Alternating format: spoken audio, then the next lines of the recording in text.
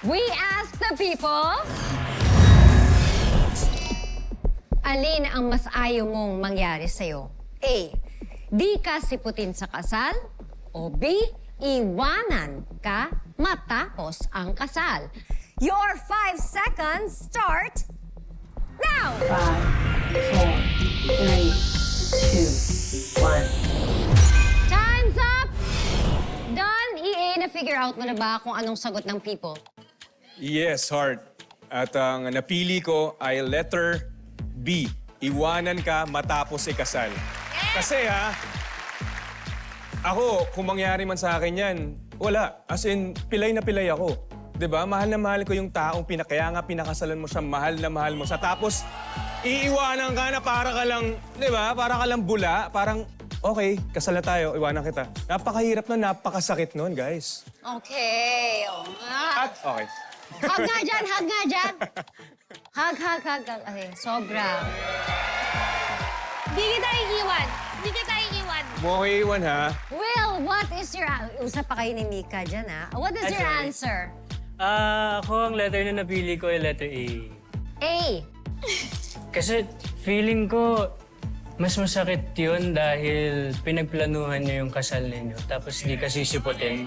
Oo. Kumbaga, kung ilang buwan yung pinlano yung ganong pagkakataon, tapos di ka sisiputin. Aray mo. Totoo naman. Dahil magkaiba sila ng sagot, isa lang ang pwedeng tumama sa kanila. At sino kaya yon? The people have spoken. At ang sagot ng people ay...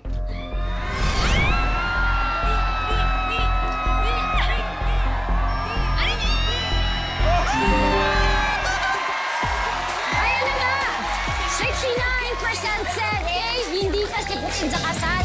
Napabawi na ang Team McWill! Congratulations! Dahil dyan, leading na ang Team McWill with 30 points. Ganon lang kabilis yun, habang may 20 points ang Team Ed Shy. Alright, people, for our last question in round 1, ang magtatapat ay ang dalawang girls, Madam Shira and Madam Mika. Welcome. Come forward. Alam niyo po, si Shira ay gumagawa ng science experiment sa I Believe. Kapag Sunday, kasama si Chris Chu. Okay. Ang apelido naman ni Mika, which is Salamangka, means magic. Okay? Ang tanong, alin kaya ang magwawagi? Science or magic? Good luck, ladies! All right, for 40 points, we ask the people. Alin ang mas gusto mong iwang legacy o pamana ng parents mo? A. Magandang bahay. B. Magandang pangalan. Your 5 seconds start now! 5, 4, 3, 2, 1. Time's up! Shira, ano sa tingin mong sagot ng people? Actually, medyo nahirapan ako dito. Pero inisip ko kasi yung comfort ng mga magulang ko. Yun. Feeling ko, iisipin nila yung magandang pangalan. Pero kasi makakalimutan din naman ng tao yan eventually eh. Hindi siya forever dan. Although, for some siguro, yes, matatandaan na ito. Pero siguro kung ako mawawala dito sa mundong to, gusto ko maginhawa yung kalagayan ng pamilya ko, yung may matitirahan sila, bumagyo man o umaraw, meron sila, safe sila. So para sa akin, ang letter na pinili ko ay letter A, magandang bahay. Mika, anong sagot mo? Tama si Ate Shira. Agree ako sa kanya. Ako din yung sagot ko, A, magandang bahay. Kasi practical na talaga tayo ngayon sa mundo. Hindi naman tayo maaalala ng lahat ng tao pag wala na tayo. So dapat magandang kinabukasan para sa pamilya natin ang ibibigay natin. Parang yun. True. Agree! So legit. But before we reveal the answer, let's hear it from Sean. Sean, ikaw, anong nafe-feel mo sa sagot na yun? Ako, parang ako, magandang bahay na dapat nakapangalan sa'yo. Ayun na nga. Diba?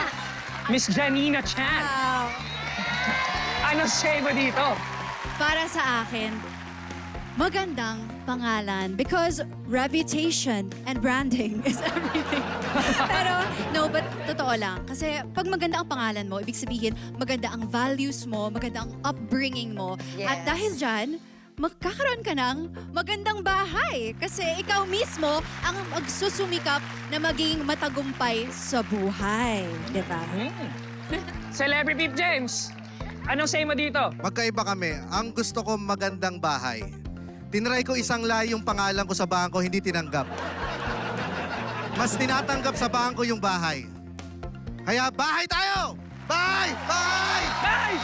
Pero ito, curious akong malaman kung ano ba ang sagot ng people. Heart? The people have spoken at ang sagot ng people ay...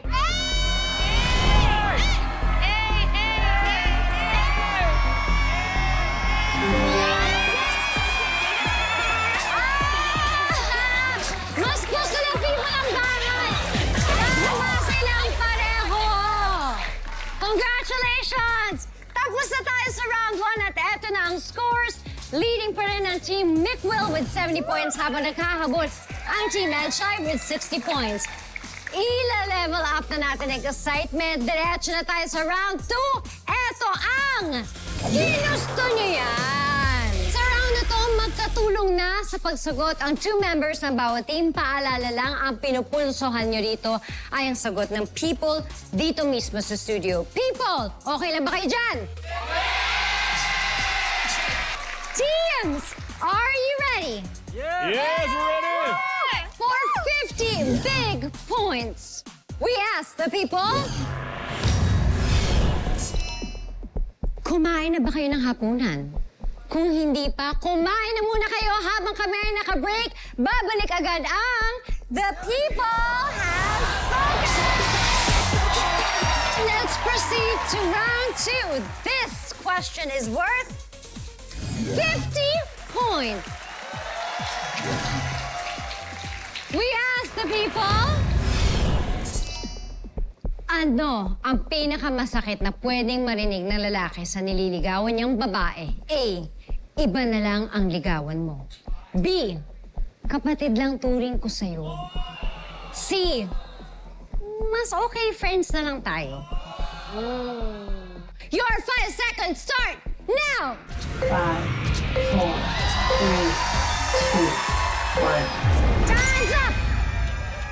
Team Edshai, anong sagot niyo? Letter B, kapatid lang ang turing ko sa'yo. Because? Kasi kapatid lang eh. As in, Yun na yun wala eh. na talagang chance. It's Platonic, over. Kumbaga, yes. yun na yung sukdulan nung Relationship. dalawa. So, wala na Ganun talagang lang chance. talaga. Yeah. Kay Mika. Ang hirap. Pero ang pinili namin ay letter A. Iba na lang ang ligawan mo. Bakit? Feeling ko mas masakit siya kasi naglagay ka na ng effort eh. Tapos biglang sasabihin, iba na lang ligawan. Kumbaga, nag-invest ka na ng feelings mo. Tapos, yun eh. Yun na yun. Sakit din. Diba? Based on experience? Is it? No. Nag-isip kami based sa mga sagot ng mga people. Okay. For 50 points, the people have spoken at ang sagot ng people ay...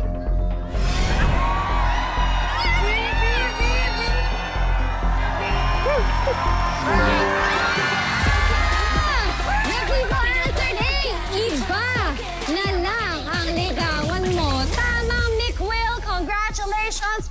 Eto na ang update sa scores. Leading pa rin ang Team Mick-Will with 120 points. Habang naghahabol ang Team Edshai na may 60 points. Teams, tatlo na lang ang natitirang questions and the next one is worth 100 points. We ask the people,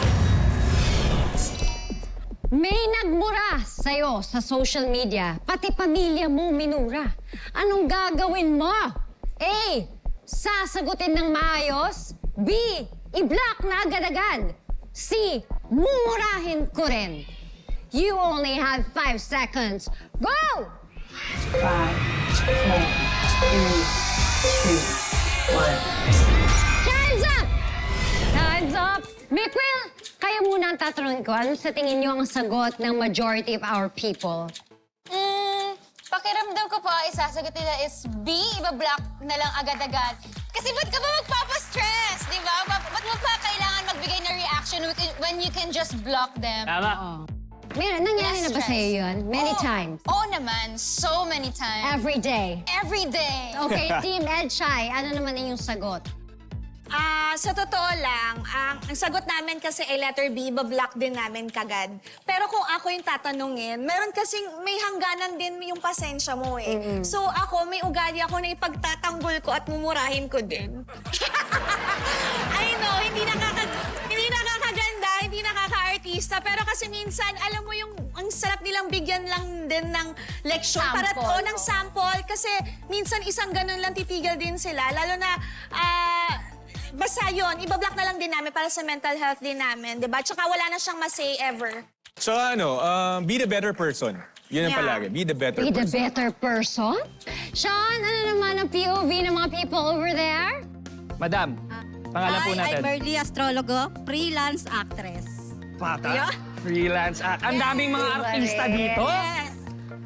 Kayo po, madam, kung nakaranas na kayo ng mga ganyan, pambabash, anong gagawin mo? Ang sagot ko po dyan ay, sasagutin ko po siya ng maayos. Kasi hindi naman kami magka-level. Ayoko. How? Heart, ano gagawin mo? Alam mo, sa totoo lang, anybody put under a microscope, meron at meron kayong makikitang mali, may ganito.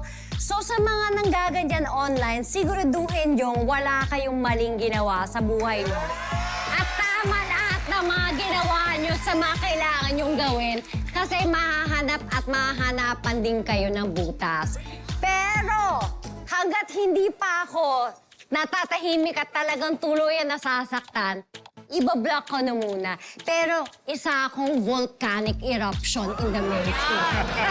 Hindi, for now, chill lang tayo. Pero block na muna ang sagot. Okay, again! Parehong sagot ng ating teams. They answered B, ibablock agad-agad. But are they both correct? The people have spoken. At ang sagot ng people ay...